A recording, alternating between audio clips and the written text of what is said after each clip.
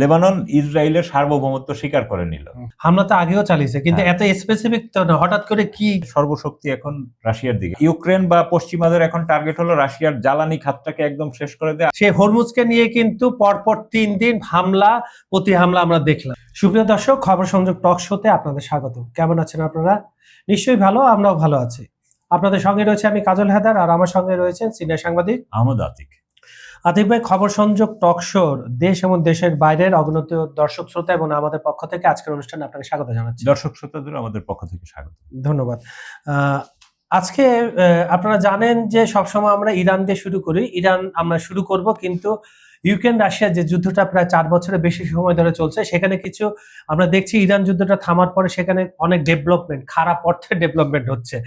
মানে আঘাত পাল্টা আঘাত, বিশেষ করে G7 সম্মেলন, ন্যাটোর দেশগুলো ইউক্রেনকে আবার সহায়তার আশ্বাস দেওয়ার পর থেকে কি হচ্ছে রাশিয়া ইউক্রেনে? আতিক ভাই, আসলে ইরানের সাথে যে মার্কিন যুক্তরাষ্ট্রের যে যুদ্ধবিরতি, এই যুদ্ধবিরতি হলো মূলত আমেরিকা এই খুব বড় ধরনের, কারণ তারা ইরানের সাথে কোনোভাবে পেরে উঠছিল না ইসরায়েল আমেরিকা মিলে। তো এই জন্য তারা রাশিয়ার দিকে এখন যেহেতু একটা অস্থায়ী চুক্তি আছে, MOU আছে, এবং এটা আপাতত তো 2 মাস মেয়াদি, পরে এটা আরো বাড়বে নিঃসন্দেহে বলা যায়। তো এটাই তারা আসলে কাজে লাগাচ্ছে। সর্বশক্তি এখন রাশিয়ার দিকে, কারণ আমেরিকা দেখতে পাচ্ছে যে আসলে ইরানের সাথে কিন্তু চীন রাশিয়ার একটা ঘনিষ্ঠ যোগাযোগ আছে, এবং স্বাভাবিকভাবে যুদ্ধের সময় শত্রু শত্রু বন্ধু, এই ইস্যু আরো ভালো কাজে লাগে। তো এই অবস্থায় আমরা দেখতে পাচ্ছি গত 8-10 দিন যাবৎ ইউক্রেন কিন্তু রাশিয়ার উপরে ব্যাপক হামলা জোরদার করেছে, এবং কি ওই যে ঠিক ইরানি স্টাইলে শুধু ড্রোন হামলা করতেছে, বড় মিসাইল বা অন্য কোনো কিছু না। এবং এতে এক ধরনের তারা সফলতা পাচ্ছে বলে মনে করা হচ্ছে, কারণ প্রথমবারের মতো এই 4 বছরের মধ্যে রাশিয়া নিজেই আপনার যুদ্ধবিরতি করতে চাচ্ছে। তার মানে রাশিয়ার মুখ থেকে সে কথাটা তাৎক্ষণিক কিছুটা অবস্থা খারাপ হয়েছে, এটা বোঝা যাচ্ছে খুব সহজ। কারণ যুদ্ধের নিয়ম হলো যেই পক্ষ একটু দুর্বল অবস্থানে থাকে সেই যুদ্ধবিরতির আবেদন জানায়। আমরা দেখতাম 4 বছরের মধ্যে লাস্ট 3 বছর শুধু জেলেনস্কি আহ্বান জানাতো, জেলেনস্কি বা তো এই অবস্থায় যে নিয়মিত ওই যে রাশিয়ান তেল স্থাপনা, তারপরে রাশিয়ার বিভিন্ন রকম ওই যে আমরা দেখেছি যে ওই যে মিসাইলের যে পার্টস এগুলো তৈরি করে, সেমিকন্ডাক্টর কারখানায় ড্রোন হামলা করছে। তো সেই হামলাটা কিন্তু খুব ভয়াবহ ক্ষতি হয়েছে, কারণ সেমিকন্ডাক্টর হলো খুবই উচ্চ প্রযুক্তির জিনিস, রেয়ার আর্থ দিয়ে তৈরি হয়। এটা মিসাইলে কাজে লাগে, ড্রোনে কাজে লাগে, বিমানে কাজে লাগে, আর ড্রোনে তো মাস্ট, হ্যাঁ, নানান ধরনের সেন্সর টেন্সর তৈরি করতে। তো এই অবস্থায় রাশিয়াকে কিন্তু অনেকটা দুর্বল করা যাচ্ছে। আচ্ছা, আমার একটা প্রশ্ন, হামলা তো আগেও চালিয়েছে, কিন্তু এত স্পেসিফিক তো না, হঠাৎ করে কি হঠাৎ করে এখন আলাদিনের চেরাগ পেয়ে গেছে নাকি? এটা খুব স্বাভাবিক বিষয়, কারণ ইউক্রেনের কাছে তো এত উচ্চ প্রযুক্তির এইসব হামলা করতে খুবই হাই সেন্সিটিভ আপনার ওই যে স্যাটেলাইট সহযোগিতা লাগে। তো এখন যেহেতু ইরান যুদ্ধ বিরতি কিছুটা, ওইখানে স্যাটেলাইটের ব্যবহার কম, সব স্যাটেলাইট এখন এদিকে, এবং নিঃসন্দেহে আপনার যে ইউক্রেন, তারা ন্যাটো, তারপরে ইউরোপীয় ইউনিয়নের দেশগুলো এবং মার্কিনীদের এই স্যাটেলাইট সহযোগিতা পাচ্ছে, এতে কোনো সন্দেহ নেই। কারণ হলো গতকালও আপনার রাশিয়ার 8 থেকে 10টি শহর, ছোট ছোট শহর মস্কোর বাইরে এবং সীমান্তের কাছাকাছি, এইসব শহরগুলোতে ইউক্রেন ব্যাপক ড্রোন হামলা চালিয়েছে। শুধু রুশ বাহিনী বলতেছে তারা 419টি ড্রোন ভূপাতিত করতে পেরেছে। তার মানে প্রায় 1000 খানেক ড্রোন বা তারও বেশি হয়তো এই হামলায় অংশ নিয়েছে, এবং সেগুলো ভিডিও ফুটেজ আমরা দেখেছি যে বিভিন্ন শহরগুলোয় ধোঁয়া উঠতেছে, কোথাও আগুন ধরে গেছে। এবং এইবার ইউক্রেন কিন্তু একটা নতুন ধরনের হামলা করছে, সেটা হলো, এবং এই যে এইসব দেশ ন্যাটো, ইউরোপীয় ইউনিয়ন এবং মার্কিনদের স্যাটেলাইট সহযোগিতা পাচ্ছে উচ্চ প্রযুক্তির, কারণ রাস্তায় হাইওয়েতে খুব স্পিডে চলমান। আর রাশিয়ান রাস্তা কিন্তু বাংলাদেশি রাস্তার মতো না, আঁকা বাঁকাও না, ওদের হাইওয়ে গুলো কিন্তু খুব স্ট্রেট, যার ফলে ওইখানে খুব রাস্তাও স্মুথ এবং খুব লম্বা ভাবে গাড়ি টানা যায়। তো পেট্রোলের বাহী যেসব লরি, তেলবাহী যেসব লরিগুলো খুব চলাচল করছিল, এগুলোর উপরে এইসব ড্রোন দিয়ে হামলা। কারণ এরকম হেভি রাস্তায় চলমান অবস্থায় এটাকে টার্গেট করে আবার হিট লাগানো, একটা জিনিস চলছে, আপনি একটা থেমে থাকে ওইখানে ড্রোন সহজে হিট করে, কিন্তু চলমান লক্ষ্যবস্তুতে রাশিয়ার বিভিন্ন রাস্তায় এরকম জ্বালানিবাহী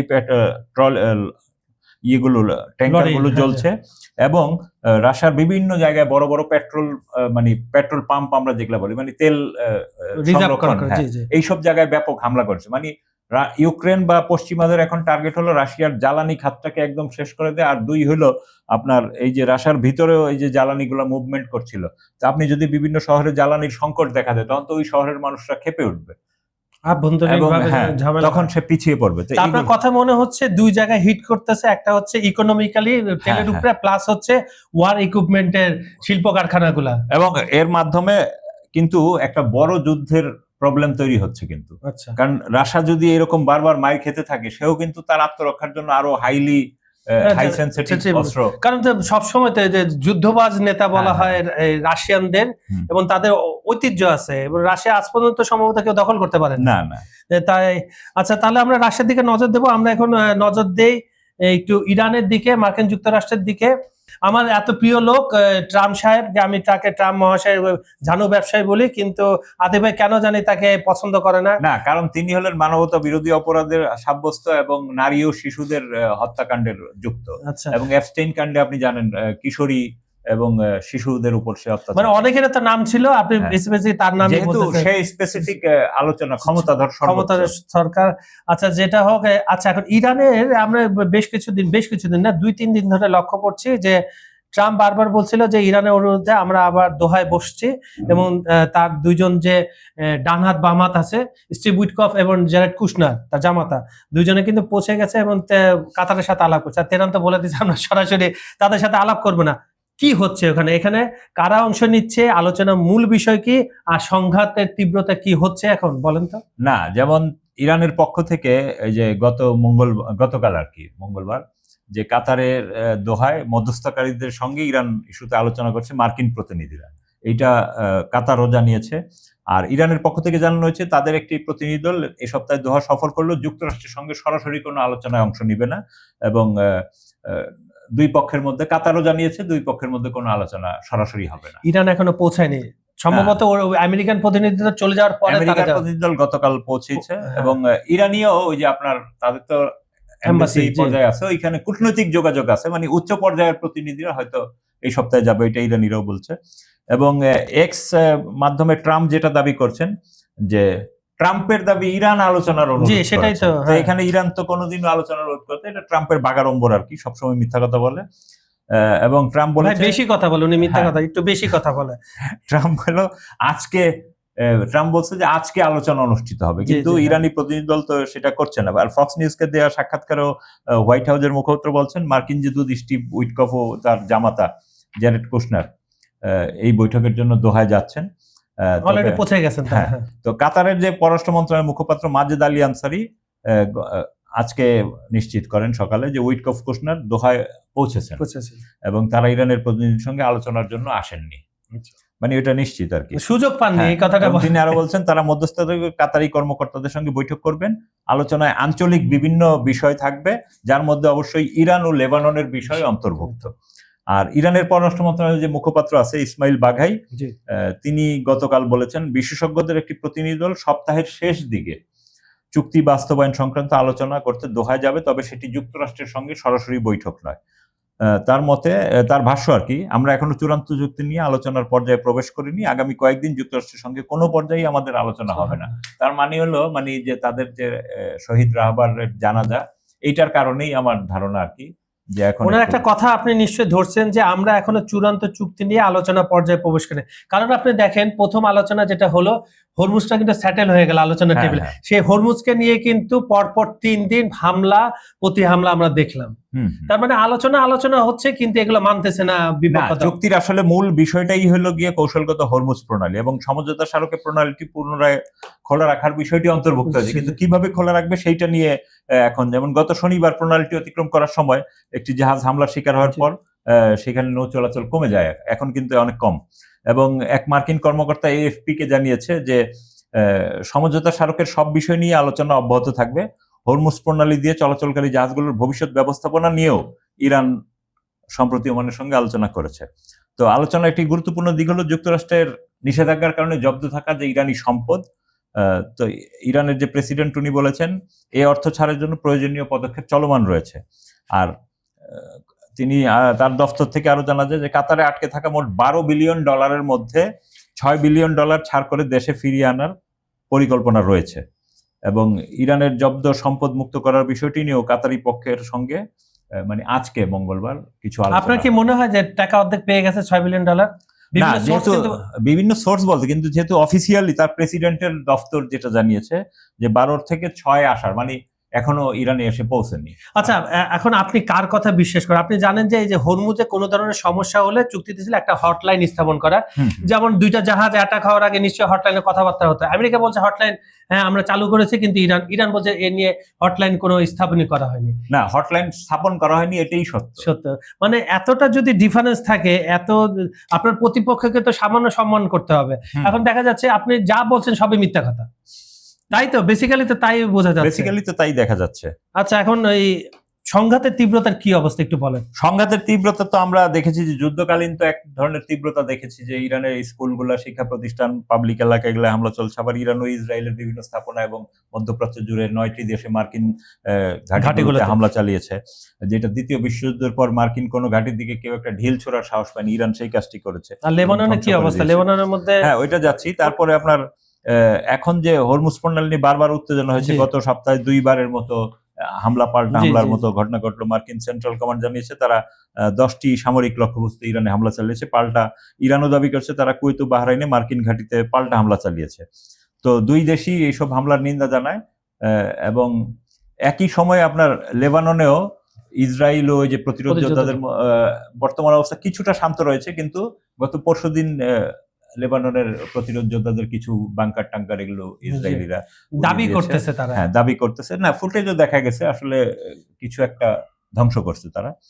তো এখন দক্ষিণ লেবানন থেকে কিন্তু ইসরায়েল তার সেনা প্রত্যাহার নিশ্চিত করতে হবে যদি আপনার এই সংঘাত থামাতে চায়, নাইলে কিন্তু এই যে লেবাননের সেনাবাহিনী তো বলছে আমরা এখন ওই সীমান্তে পাহারা দিব। লেবাননের সেনাবাহিনী না, একটা মজার ব্যাপার হলো আপনার লেবাননের সাথেও মার্কিন, লেবানন এবং ইসরায়েল যে 14 দফা চুক্তি হয়েছে সেইটাও এখন অনলাইনে অ্যাভেলেবেল, বিভিন্ন সংবাদ মাধ্যমে প্রকাশিত হয়েছে। সেইটা যদি আপনি খেয়াল করেন, সেটা কিন্তু একদম লেবানন দাসখত দিয়ে আসছে। লেবাননের যে লেবাননের সরকার, হ্যাঁ, লেবাননের সরকার, প্রেসিডেন্ট মিশেল আউন, উনি ওই যে চুক্তি স্বাক্ষর করছে সেইখানে বলা আছে যে প্রতিরোধ যোদ্ধাদের কাছে কোনো অস্ত্র থাকতে পারবে না, সেই অস্ত্র তাদের কাছ থেকে কেড়ে নিবে লেবাননের সরকারি বাহিনী, এবং এই কাজে তাকে আরব দেশ সহায়তা করবে। আরব দেশ কোথায় সহায়তা করবে? ওই যে আমরা বলতেছিলাম যে বারবার, জোলানি কিন্তু ইসরায়েলেরই দাস, মার্কিনীদের সেবা দাস, তার তুরস্কের সহায়তা এখানে ইমপ্লান্ট করা হয়েছে এবং সে ছিল মার্কিনীদের ঘোষিত, তার মাথার জন্য মিলিয়ন ডলার ঘোষণা করা হয়েছে। এবার তুরস্ককে তো লোভ দেখানো হয়েছে F-35 আমেরিকার তরফ থেকে কম্বাইন করা আর কিছু অস্ত্র। এবং মজার ব্যাপার খেয়াল করেন, সিরিয়ার দারা প্রদেশে কিন্তু গতকাল ইসরায়েলি আর্মি দখল নিয়ে নিয়েছে এবং নিয়ে সেইখানে তারা তাদের ক্যান্টনমেন্ট কনস্ট্রাকশন তৈরি শুরু করেছে। এখন কিন্তু তুরস্ক কোনো কথা বলে না, সিরিয়া তো বলেই না, সিরিয়া তো না, সে তো তাদেরই লোক। হ্যাঁ, তো এবং ওই লেবাননের ওই চুক্তিতে বলা হয়েছে যে যদি লেবানন সরকারের পাশাপাশি, লেবানিজ সরকারি আর্মির পাশাপাশি এই জোলানির বাহিনীও এই প্রতিরোধ যোদ্ধাদের সাথে লড়াই করবে, মানে দুই দিক দিয়ে। এবং এর মধ্য দিয়ে কিন্তু আপনি দেখেন লেবানন কিন্তু এমনিতেই একটা ভঙ্গুর রাষ্ট্র, বিভিন্ন জাতিগোষ্ঠীর আলাদা আলাদা পোরশন আছে তাদের সরকারে, তো সেইটা কিন্তু আবার ভাঙার দিকে যাবে এবং তখন কিন্তু একটা ভ্রাতৃঘাতী যুদ্ধ শুরু হয়ে যাবে। আমেরিকা কিন্তু এবং ইসরায়েল, এই মূল নাটের গুরু হলো এই চুক্তির এই যে মার্কো রুবিও, সে কিন্তু আসলে খুব শ্রুড এবং ধূর্ত। এই মার্কো রুবিও একই সাথে মুসলমান দিয়ে মুসলমানদের মারতেছে, মানে ইসরায়েল নিরাপদ থাকবে, আমেরিকাও নিরাপদ থাকবে, নিজেরা লেবাননের অন্য মুসলমানরা এবং এদিকে সিরিয়ার মুসলমান, দুই পক্ষ মিলে প্রতিরোধ যোদ্ধাদের উপর আক্রমণ করে, মানে কাটা দিয়ে কাটা তোলার নীতিতে। তো এখন দেখা যাক এটার ভবিষ্যৎ সংঘাত কি হয়। এবং যে কোনো সময়ে ওই যে চুক্তিতে আরো আছে, যেই লেবানন ইসরায়েলকে কখনোই স্বীকৃতি দেয়নি, এই চুক্তির মাধ্যমে লেবানন ইসরায়েলের সার্বভৌমত্ব স্বীকার করে নিল। এইটা কিন্তু ইসরায়েলের একটা বড় জয় এবং লেবাননের নীতিগত পরাজয়। এবং লেবাননের কোন এলাকায় ইসরায়েলি আর্মি কখন থাকবে কখন থাকবে না, যে বলা হয়েছে যে আর্মি চলে যাবে, ইসরায়েলের আর্মি লেবাননের বিভিন্ন এলাকা ত্যাগ করবে, কিন্তু প্রয়োজনে যে কোনো সময় তাদের নিরাপত্তা হুমকির মুখে পড়লে, তার মানে কি থাকা আর না থাকা তো একই কথা। আচ্ছা, আমরা এখানে আবার দেখলাম যে আপনি যেহেতু ইসরায়েলের কথা বলছেন, আবারও ইরানের হামলা হুঁশিয়ারি দিলেন নেতানিয়াহু, এটা একটু ছোট করে বলুন। না, নেতানিয়াহু তো হামলার হুঁশিয়ারি দিচ্ছেই, সে বারবার ওই একই কথা, কারণ সে তো আসলে এই চুক্তিটা, নির্বাচন তো অক্টোবরে, তার সবকিছু অক্টোবরে এগুলা মানতেছে না। আর এর মধ্যে আপনি জানেন যে গতকালও মানে ইসরায়েল এতদিন বিভিন্ন জায়গায় হামলা টামলা চলছে, এখন লেবানন ইসরায়েলের যে বন্দরনগরী হাইফাতে গতকাল একটি গাড়ি বোমা বিস্ফোরণ হয়েছে, কিন্তু একজন নিহত হয়েছে। হামলাকারীকে তারা এখনো শনাক্ত করতে পারেনি এবং গাড়িতে ধারণা করা হয়েছিল 100 কেজির মতো বিস্ফোরক ছিল। তো এবং এতে কিন্তু ইসরায়েলের ওই শহরটিতে ব্যাপক আতঙ্ক ছড়িয়ে পড়ে। তো এই আতঙ্কের মাঝে এবং আরো খবর পাওয়া গেছে এর আগে সেখানে ছোট আকারের কিছু বিস্ফোরণ হয়েছে। তো এই হলো অবস্থা। আর এইদিকে ইরানে আপনি জানেন যে রাহবারের তাদের শহীদ রাহবারের জানাজা শুরু হবে 4 তারিখ থেকে 9 তারিখ পর্যন্ত ইরান ইরাক জুড়ে। তো ইরানের যে পররাষ্ট্র মন্ত্রণালয়ের মুখপাত্র উনি জানিয়েছেন যে রাহবারের জানাজায় ইউরোপীয় কোনো দেশকে আমন্ত্রণ জানানো হয়নি, কারণ হলো তারা অন্যায়ের পক্ষে ছিল এবং ইইউর দেশগুলো লজ্জাজনক অবস্থান গ্রহণ করে। কালিবফ যে ওদের স্পিকার, উনি আরেকটা বিবৃতি দিয়েছেন, সেইখানে উনি বলেছেন যে ইরানের সাথে তৃতীয় যুদ্ধ, ইরান ইসরায়েল আমেরিকার সাথে তৃতীয় দফায় যুদ্ধ ধাপ শেষ হলো, আরো চলবে। তো কিন্তু তিনি বলছেন যে ইরান এমন এক শত্রুর সঙ্গে আলোচনা করছে যারা প্রতিশ্রুতি রক্ষা করে। তো এটা কিন্তু একটা সিগনিফিকেন্ট। তাদের আপনার রুল্লাহ খমিনি কিন্তু প্রথমে এই কথাটা বলছে, তারা অবিশ্বাস করে আমেরিকাকে। তারপরে আরেকটা জিনিস খেয়াল করেন যে ইরানের সীমান্ত দিয়ে কিন্তু গতকাল আপনার কুর্দি একটি দল নাশকতার জন্য ঢুকতেছিল। তারা আপনার ওই যে মাহাবাদ এবং পিরান শাহর নামে দুইটা শহর, এই দুইটা শহরের মাঝখানের যে পার্বত্য এলাকা, ওই যে আমাদের হিল ট্রেক্সের যেমন, তো ইরান তো এমনিতেই পার্বত্য এলাকা, তো ওই দিক দিয়ে তারা ঢোকার চেষ্টা করছিল। তখন ইরানি যে তাদের যে বিপ্লবী বাহিনী, ওদের যে সীমান্ত ইউনিটগুলো সক্রিয় হয়ে ওঠে এবং 6 জনই নিহত হয়, আর অপরদিকে তাদের বাহিনীরও 2 জন শহীদ হয় আর কি। তো যার ফলে এই অনুপ্রবেশ চেষ্টা কিন্তু এটা কিন্তু আমেরিকানদের নতুন একটা পলিসি, কারণ তারা দেখতে চাইতেছে এর মাধ্যমে ইরানি স্থল বাহিনীর রেডিনেসটা টেস্ট করতেছে, যেটা তারা আসলে তাৎক্ষণিক কতক্ষণ পরে তারা রিলেট করে। হ্যাঁ, তারপরে হলো আর রাহবারের জানাজা যেহেতু হবে, সেইখানে আমেরিকা ওই প্রক্সিকে রেডি করছে। তাদের আমরা জানি এই শব্দগুলো আমরা উচ্চারণ করতে পারি না, নানা ধরনের। তো এদেরকে দিয়ে এইটা কিন্তু হইলো, মানে সবাই ধারণা করতেছে বিশ্বের যারা যুদ্ধ এক্সপার্ট, যে এই যে আমেরিকা এই যুদ্ধটা থামাইলো 2 মাসের জন্য, এটা আসলে 6 মাস এক্সটেনশন করবে। 6 মাস পর্যন্ত এইভাবে ধীরে হঠাৎ হামলা হবে এবং 6 মাস পরে গিয়ে কেউ কেউ ধারণা করতেছেন যে আমেরিকা তার শেষ অস্ত্রটা প্রয়োগ করবে। শেষ অস্ত্রটা হলো পরমাণু না, শেষ অস্ত্র হলো ওই যে আমেরিকা বারবার বলছিল স্থল আক্রমণ করবে। তো সে 4 দিক দিয়ে 6 লাখের মতো সৈন্য দিয়ে ইরান আক্রমণ করতে পারে। ওগুলারই টেস্ট হলো বর্ডারে, বিভিন্ন ছোট ছোট গ্রুপ দিয়ে বর্ডারগুলো কি অবস্থায় আছে চেক করা। আচ্ছা, আপনি একটু তেলের দামটা বলেন, তারপর আমরা খেলা দিয়ে আজকের অনুষ্ঠানটা শেষ করব। তেলের দাম হলো আপনার আবারও কিন্তু ওই যে যেহেতু এই হতাশাজনক অবস্থা আলোচনা নাই, তো বিনিয়োগকারীদের মধ্যে এটা একটা ব্যাড ইম্প্যাক্ট এবং তারা আশঙ্কার মধ্যেই এই বাজারে আবার ঊর্ধ্বমুখী প্রবণতা দেখা দিয়েছে। তো গতকাল আমরা একটু কমেছে বলেছিলাম, তো আজকে আবার দেখা গেছে ইন্টারন্যাশনাল ব্র্যান্ড যেটা, সেটা 50 সেন্ট বেড়ে বা 69% বেড়ে $73.45 দাঁড়িয়েছে। আর ওইদিকে যেটা আমেরিকান ইন্টারমিডিয়েট, টেক্সাস ইন্টারমিডিয়েট, সেইটা 63 সেন্ট বেড়ে $70.13 পৌঁছেছে। তো যদিও হোয়াইট হাউসের পক্ষ থেকে তার জামাতা কুশনার স্টিভ উইটকফকে কাতারের দোহায় পাঠানো হয়েছে, কিন্তু এর মধ্যেও তেল ব্যবসায়ীদের মধ্যে কোনো সক্ষমতা বা মানে সান্ত্বনা ফিরে আসেনি আর কি। আচ্ছা, আমরা একটু খেলার দিকে চাই। আপনার কালকে জানেন যে নকআউটের পর্বে আরো কিছু খেলা অনুষ্ঠিত হয়েছে। আপনার এমবাপ্পের জোড়া গোলে মোট 3-0 গোলে তারা সুইডেনকে হারিয়েছে এবং তারপরে আরেকটা খেলা আইভরি কোস্টকে হারিয়েছে নরওয়ে 2-1 গোলে। সকালে মেক্সিকো হারিয়েছে, সব চলে গেছে। যেটা বলতেছে যে এখন কিন্তু গোল্ডেন বুটে এমবাপ্পে মেসির উপরে চলে গেছে, যেহেতু 8-8 গোল। না, মেসির উপরে যায় না, মানে 8-8 গোল, কিন্তু অ্যাসিস্ট টোটাল 8-8 গোল, কিন্তু অ্যাসিস্ট করেছে ফিফার নতুন আইনে যে অ্যাসিস্ট করবে তাকে উপরে রাখা হবে। যেহেতু এমবাপ্পে 2টা অ্যাসিস্ট করছে, মেসির এখনো অ্যাসিস্ট নাই, সেজন্য দুজনেরই গোল সংখ্যা 6। আপনি ফ্রান্সের খেলা কি রকম লাগে? আমার কাছে তো খুব ব্যালেন্স রাখতেছে ছন্দ। না, ফ্রান্সের খেলা তো কিছুটা ছন্দ, মানে ইউরোপিয়ান খেলা, ইংলিশ লিগের মানে ফর্মও মনে হচ্ছে তাদের আছে, কিন্তু প্রথমার্ধে কিন্তু কালকে সুইডেনের বিপক্ষে তাদের বেশ ব্যাক পেতে হয়েছে। যদিও অফসাইডে তাদের পেনাল্টি পোস্টে লেগে ফিরে আসে, কিন্তু সেকেন্ডটা অর্ধে তারা আর পাত্তাই পায়নি। তখন ফ্রান্স একদম পুরো দমে তাদের খেলা খেলেছে এবং 3-0 গোলে জয় নিশ্চিত করেছে। 45 এবং 74 মিনিটে সুইডেনের জালে গোল ঢুকান আর কি কিলিয়ান এমবাপ্পে, ফরাসি অধিনায়ক। তো এতে তিনি লিওনেল মেসিকে ছুঁয়ে ফেলেছেন, দুজনেরই গোল 6 এবং আর সব মিলিয়ে বিশ্বকাপে এমবাপ্পের গোল 18 আর মেসির 19। তো মেসিকে ধরতে হলে তার আর 1 গোলের দরকার। আর আরেকটা খেলা সামনে হবে, সামনে রবিবার, সেটা জানেন যে কোয়ার্টার ফাইনালে ব্রাজিলের প্রতিপক্ষ হবে নরওয়ে। ব্রাজিল নরওয়ে চমৎকার একটা ইতিহাস আছে, 4 বার খেলা হয়েছে, 2 বার ব্রাজিল হারছে আর 2 বার ড্র হয়েছে। ব্রাজিল কিন্তু আজ পর্যন্ত জিততে পারে। ইতিহাস কি বা আগের খেলা কি ইম্প্যাক্ট পড়ে মানসিক ভাবে? অবশ্যই আগে ইম্প্যাক্ট পড়ে। ধরেন আপনার যদি আপনার পুরনো প্রেমিকার সাথে হঠাৎ করে আপনার বউ নিয়ে যাচ্ছেন, তখন দেখা হলো অবস্থাটা আপনার কেমন, তখন তো বুকে একটা তো ব্রাজিলও ধরেন পুরনো, এরা তো নতুন প্রজন্মের খেলোয়াড়, ওদের আগের ফেমাসটাই টিকতে পারেনি, তো এখন এদের মধ্যেও একটা সেই কিছুটা কাজ করে, এটাই স্বাভাবিক। এবং তারপরে এখন হয়তো সেই ম্যাচে যদি তাদের যে মূল তারকা প্লেয়ার ব্রাজিলের নেইমার, তাকে যদি নামাতে পারে তাইলে হয়তো কিছুটা তাদের মধ্যে একটা এক ধরনের আস্থা থাকবে। আচ্ছা, তো ধন্যবাদ আতিক ভাই। সুপ্রিয় দর্শক, আজকের অনুষ্ঠানটা কেমন লাগলো আমাদেরকে কমেন্টে জানাবেন। আমাদের ভিডিওগুলো সম্পূর্ণ দেখে লাইক, কমেন্ট ও শেয়ার করবেন। পৃথিবীর কোন প্রান্ত থেকে আমাদের টকশোগুলো আপনারা দেখছেন সেটা একটু লিখে পাঠিয়ে দেন, আপনার দেশের নাম, আপনার জায়গার নাম এবং আপনার নিজের নাম। আন্তর্জাতিক যে কোনো বিষয় আপনারা যদি জানতে চান আমাদের মেইলে জানান, আমাদের কমেন্টে জানান, আমরা সে বিষয়ে আলাপ আলোচনা করবো। আমাদের এই অনুষ্ঠানটা আরো কিভাবে প্রাণবন্ত করা যায় আমরা চেষ্টা করছি, আপনারাও পরামর্শ দিতে পারেন আমাদের।